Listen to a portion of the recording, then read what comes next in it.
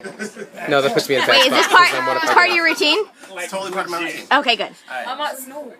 Alright, well, I told everybody I'd be doing a bit of stand-up comedy, but I must make an important point. These are not my jokes. This is not my routine. This routine was actually written by my grandfather about 12 years ago. Oh, shit. See. It's gonna be good. There's crazy grandpa jokes. You gonna get me in Oh, no. So I know what you're thinking. No, it's a good thing. It's a good thing. They're always my favourite jokes. They're always just the things. If I may continue. Sorry. See, now, my grandfather, he was a man of many talents. He was in the Navy during World War II. He was a retired judge. But more than anything, he liked to focus on writing.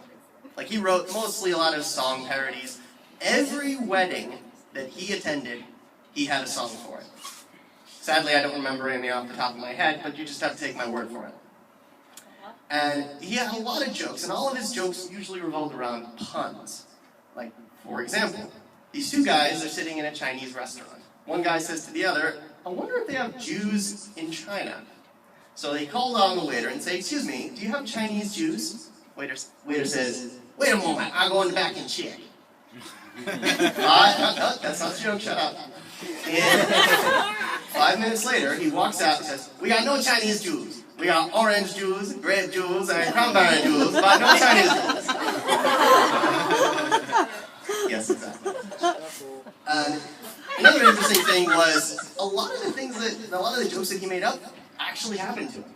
Like in the 1940s, he was working as a bellhop in a hotel, and unfortunately, the guy who owned the hotel was an anti-Semite. He hated Jews. That's important to note that my grandfather, he had probably one of the most Jewish names you'll ever hear. Israel Abrams. His first name was Israel. Kid you not, cannot make this up.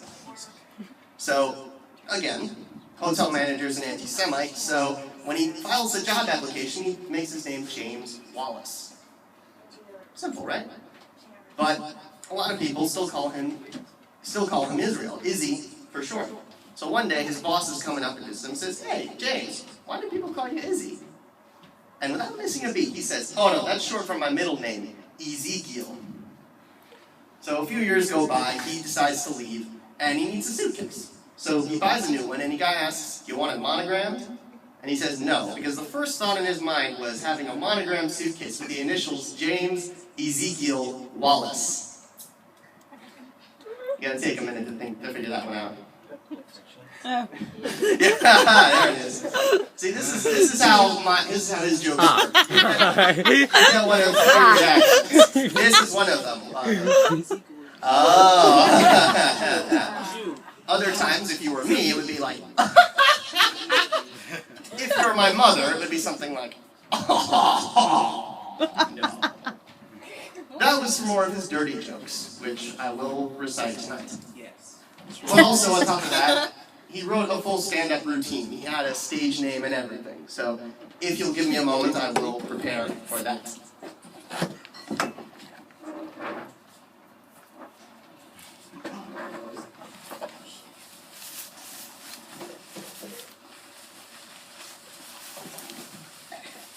gonna take a little longer than I thought.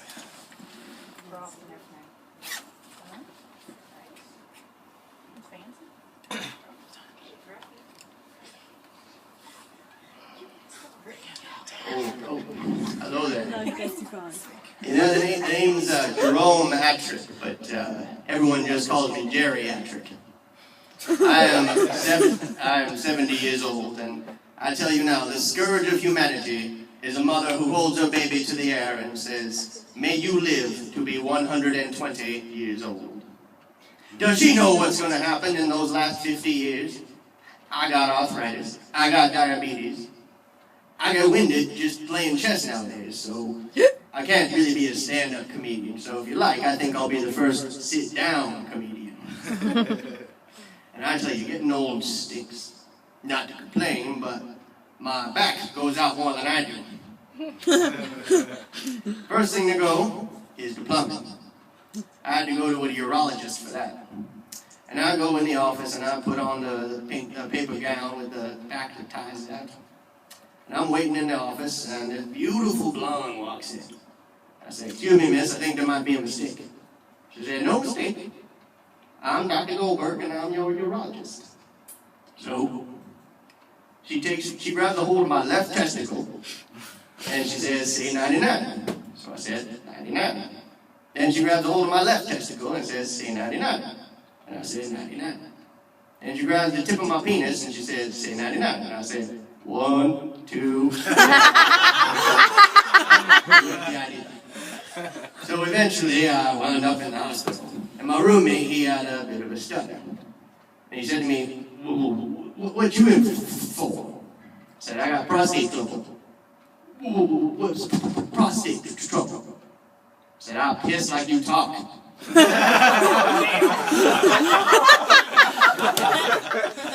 So I got out of the hospital, and I go to the doctor for a follow-up visit. And I go to the nurse's desk and I say, "Excuse me, miss, I gotta see the doctor. There's something wrong with my pecker."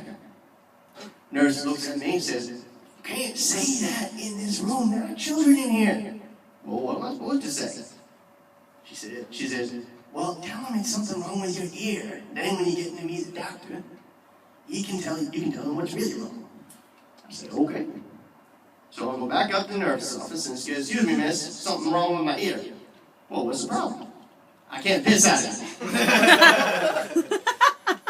And I said, well, the whole thing cleared up, but it took its toll.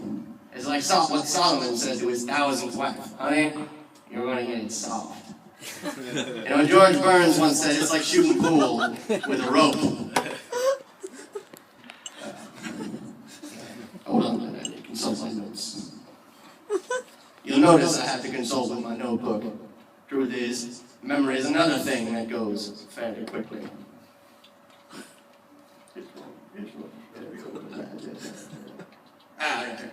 So, I had a friend. He was out with a new chick every day. And I asked him, "How do you do that?" And he looks at me and he says, "Rye bread." So I go to the supermarket and I say, "I need 12 loaves of rye bread." Market person says, "12 loaves? It'll get hard." Everyone knows but me. And then I tried to buy Viagra, but it didn't work either. I put it in my chicken soup and the noodles stood up. You know, my son, he sent me a hooker. She said she was here for super sex. I said, "I'll take the soup." You know, I was walking down Miami Beach one day and I found a little bottle. And I picked it up and a genie popped out. He said, "I will grant you one wish, anything you want." So I said, "I'd like to see peace in the Middle East." Genie says, "Where's the Middle East?" So we take out a map and I show him the Middle East and he says, "I don't know enough about that. Is there anything else?" "Well, I've been married 50 years and never once has my wife given me oral sex. You think you could do that for me?" Genie says, "Let me look at that map again." The same day, I'm walking down the street and this little bullfrog pops up in front of me and says, "Please, sir, I'm a princess. A witch turned me into a frog. If you kiss me, I'll be your sex slave forever." So I reached down and I grabbed that little bullfrog and I put it in my pocket. Bullfrog looks up at me and says, "Didn't you hear what I said?" I said, "Yes, I did. But at my age, I'd rather have a talking frog." Memory's going again. There we go. Another thing to go is your hearing. I don't know. We married 17 years, had 16 kids. I asked her one day, "Why not have 17 kids? Because you've been married 17 years. And she said, "Well, last year was the year I got my hearing aid." I still look at her confused, and she said, "Well, every year, when we go to bed, my husband would ask me, 'You want to go to sleep or what?' And I say, 'What?' That one takes it. Again, memory is one of the first things to go. They say my memory is like it's photographic memory. It's just never been developed. Yeah, that's a good one. But, you know, I had a friend. He found this blue pill that really helped out the memory. I asked him what it was, and he said, what's the name of that flower? The long stem and the thorns with the red on top? I said, that's a rose. He says, yeah. Hey, Rose, what's the name of that pill?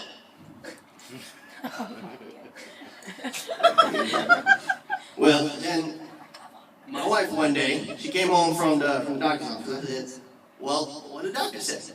She said, I don't remember.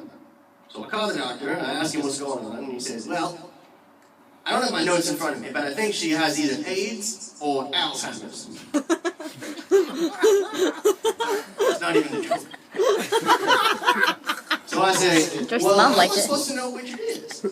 He says, take her for a drive, drop her off at the mall. If she comes home, don't fuck her. Everybody should be laughing. Thank you, sir. You're very generous. Of course, memory affects us all one day. I played golf with a foursome for many years, and the one man who was our spotter, he made sure to see where the ball went when we hit it. He died, so we had to find a replacement. So we go down to the golf club, and we find this dapper gentleman. We ask him, can you see? The man says, of course I can see. I got eyes like a hawk. So we tee off the next day. One of us hits a real long drive. We all look at the new guy. And we say, well, did you see where it went? I saw where it went. I told you, I got eyes like a hawk. Well, where'd it go? I don't remember. Yeah. Well, speaking of golf, a priest was playing golf with a nun one day, and he missed his shot. He says, "Ah, shit, missed again." The nun's looking at him and is like, "Huh? Father, you shouldn't say that." He says, "Oh, please. If I should say that again, let the Lord strike me down with lightning." So he misses a shot, but he doesn't say it. Then a bolt of lightning comes down and hits the nun. And a big voice from overhead goes, "Oh shit, missed again." You know, I had a friend, a Jewish woman, who tried to become a nun. One day she was knitting, and she pricked her finger. She said, "Jesus." "Oh shit, I just said Jesus." "Oh fuck, I just said shit." "Oh fuck it, who wants to be a nun anyway?" Another boy was a very devout Catholic. He was telling his father, "I want a helicopter for Christmas." His father says, "Well, you gotta ask Santa." So he goes up to his room, starts writing the letter to Santa. And he keeps writing, but he can't figure out what to do. So he gets up, puts on his coat, and he goes down to the church. He finds the nativity scene, he grabs the statue of the Virgin Mary, takes it home, puts it in his closet, and sits down and starts writing. He says, "Dear Santa, I don't get a helicopter for Christmas. You will never see your mother again." I think he assumed that Santa was Mary's son. And one day, there was a bishop who visited a priest way out in Antarctica. And the bishop asked him, "How do you deal with this?" "Well, with my rosary and a few martinis, I get by." "Would you like a martini?" Bishop says yes. He calls outside, "Rosary! 2 martinis, please."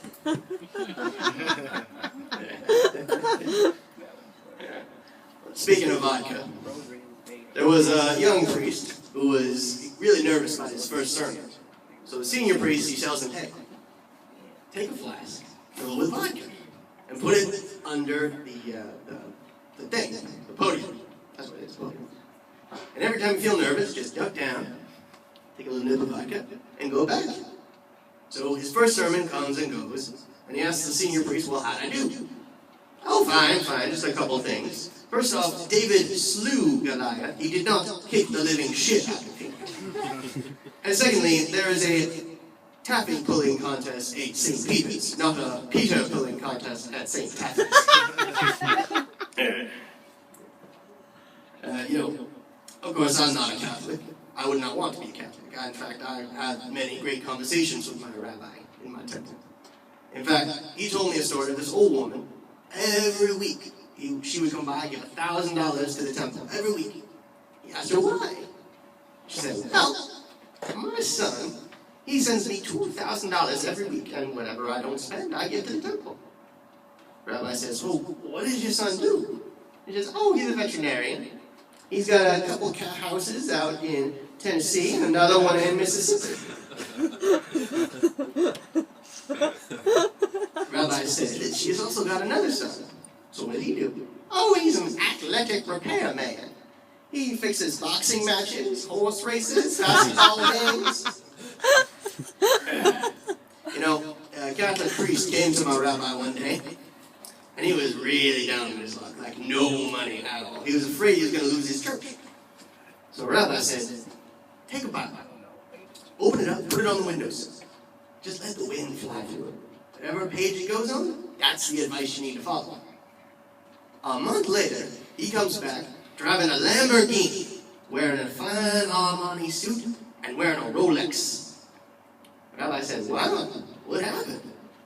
Priest says, well, I did what you said, but it landed on one of the Old Testament verses. It was in Hebrew. But at the top it said, chapter 11. Yep. No. Financial jokes. Yeah. Chapter 11 is when you file for bankruptcy. Speaking of money, another member of his congregation, a man named Jake, he had a very bad heart.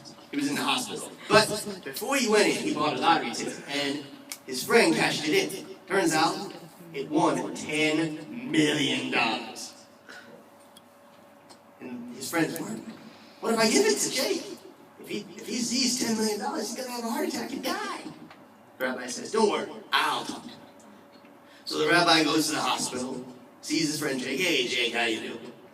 Oh, terrible. Hurts every time I breathe. No more wine, no more women. But did buy a lottery ticket yesterday. The rabbi says, you know, you can win $10 million for that. Yeah. You know, if I won $10 million, I'd give half of it to the temple. Then the rabbi dropped dead. So then one night, there's this thief. He's breaking into a house, and it has a sign that says, Jesus is watching you. So he gets into the house, and he looks around, and he sees a parrot in a cage. And he says, who the hell are you? The parrot says, I'm Moses. The thief says, who the hell names a parrot Moses? The same idiot who named the Rottweiler Jesus. That's my time, ladies and gentlemen. Thank you for listening.